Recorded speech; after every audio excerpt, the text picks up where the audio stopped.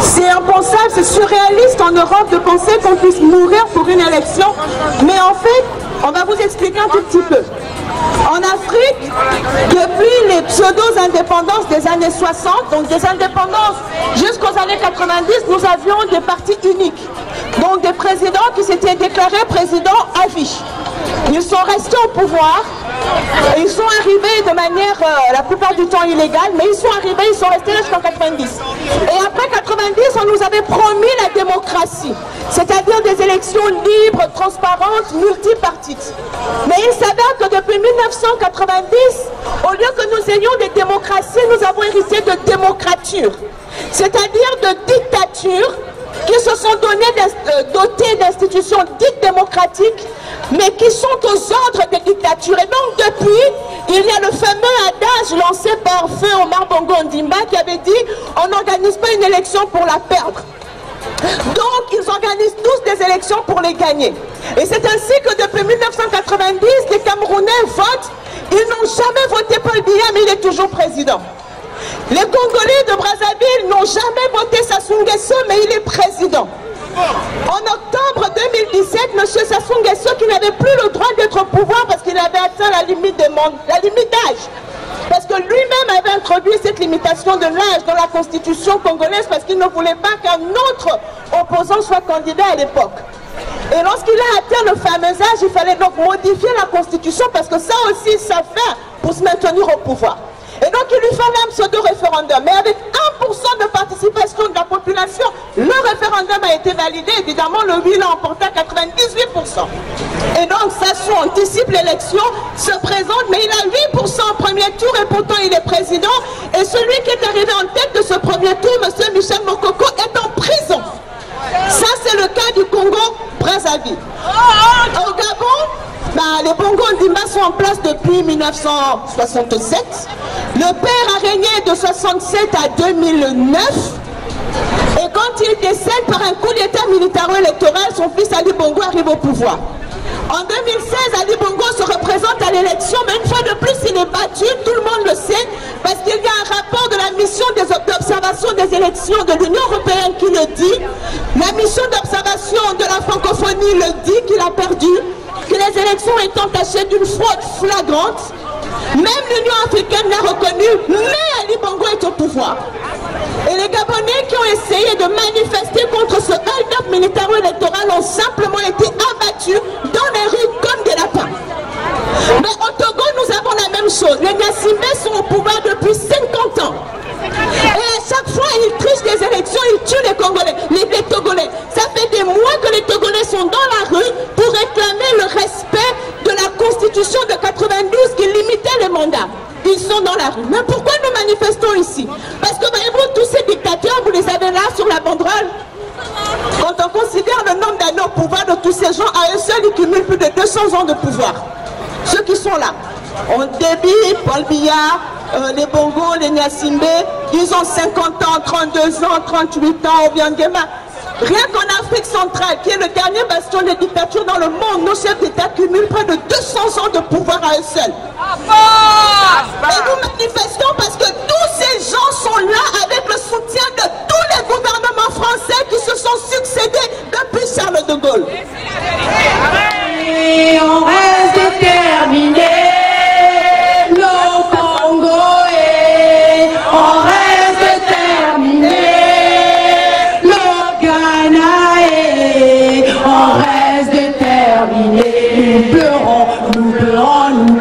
Nous pleurons le sang de nos martyrs. On met à l'Afrique, on reste déterminés. Nous pleurons. pleurons, le sang de nos martyrs. On nous parle de dictature, on veut nous préjuger, on veut nous stéréotyper quand on voit les Africains ici en Afrique. Ma soeur l'a très bien dit, vous parlez d'immigration, mais cette immigration n'est pas choisie par le peuple africain, elle est imposée par des dictatures qui n'en finissent pas. Mais passons les dictatures. Ici aussi en France, nous avons une certaine forme de dictature. Puisque Macron croit qu'on l'a choisi, nous, le peuple français, mais c'est faux. Nous ne l'avons pas choisi. Ce sont les capitalismes qui nous l'ont imposé. Ce sont les multinationalistes qui l'ont imposé. Et ce sont ces mêmes multinationalistes qui sont en Afrique et qui font la pluie et le beau temps. C'est ça la réalité. Sachez-le, peuple français. Vous croyez que vous êtes loin des Africains. Ce que les Africains subissent aujourd'hui, vous ne subissez pas, vous vous trompez. Vous ne subissez pas ricochet. Vous avez le même prix, la même politique capitalisme qui s'abat sur vous chaque jour. Combien vaut la baguette aujourd'hui? Combien vaut l'électricité aujourd'hui? Combien vaut vos loyers aujourd'hui?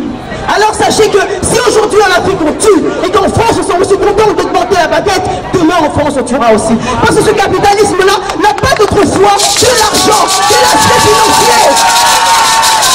Et cela, nous devons le comprendre. C'est maintenant que vous devez vous unir à nous, peuple africain, femmes africaines, pour lutter ensemble et pour dégager le capitalisme. Car c'est ça le nerf du problème ici dans le monde. L'oligarchie mondiale! Les femmes aujourd'hui sont levées. Elles ont décidé de prendre ce pouvoir. J'en félicite. Un homme tout à l'heure voulait prendre la parole et disait je veux applaudir les femmes. Nous ne voulons pas nous applaudir. Nous voulons accomplir notre mission. Nous voulons aller jusqu'au bout et sauver la terre. Sauver l'humanité, car c'est ainsi que nous avons pour cela que nous avons été mis au monde. Sauver l'humanité et le conserver. Alors la jeunesse africaine, la jeunesse européenne, mettez-vous debout. Prenez tout ce qu'il faut ici. Prenez les matières grises, prenez toutes les connaissances, toutes les compétences que vous avez besoin. L'Afrique a besoin de vous. L'Afrique est un immense terrain de construction et elle a besoin de tout un chacun. Chaque fils, chaque fille qui est en Afrique est à sa place. Vous n'aurez pas besoin de jouer au super loto, au foot du bois, parce qu'en Afrique, tout Africain est millionnaire de naissance. Avec toute la richesse que nous avons, nous sommes nés millionnaires et nous devons mourir millionnaires. La plus grande puissance. On va enterrer la France là, au Panthéon là.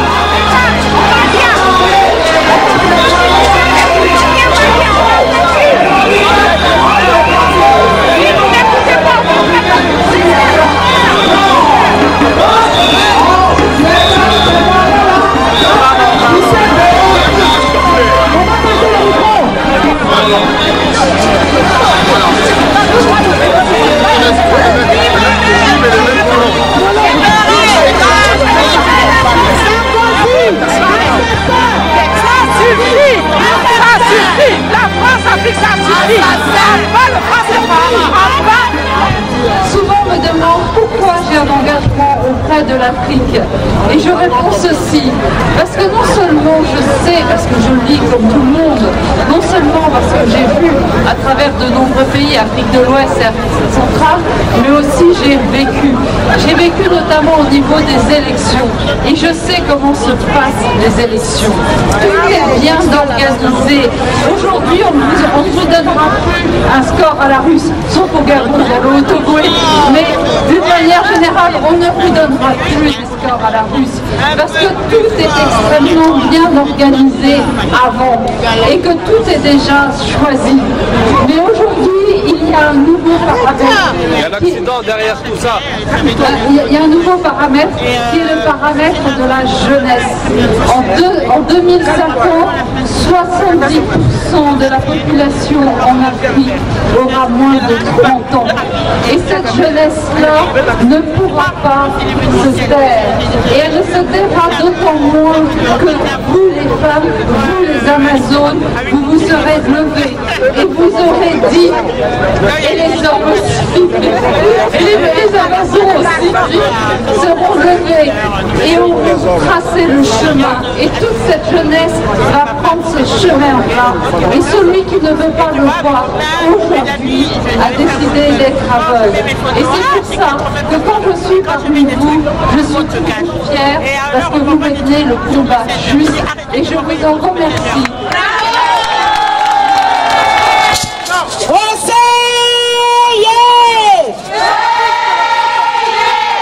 La France a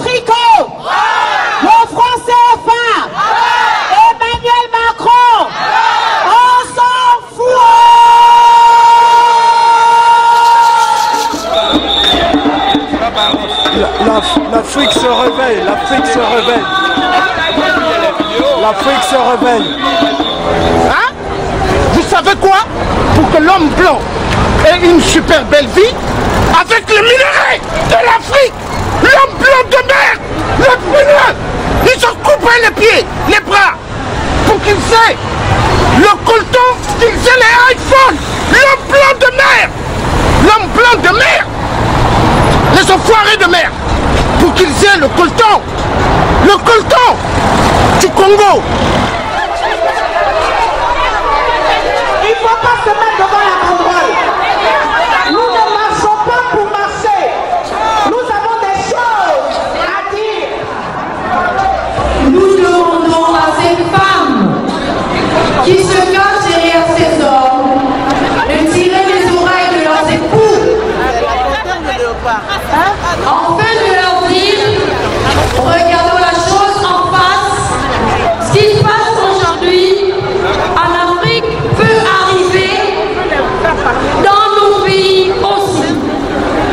Aujourd'hui, l'Afrique et l'Africain, la question que je me pose, est-ce que être africain est une tare?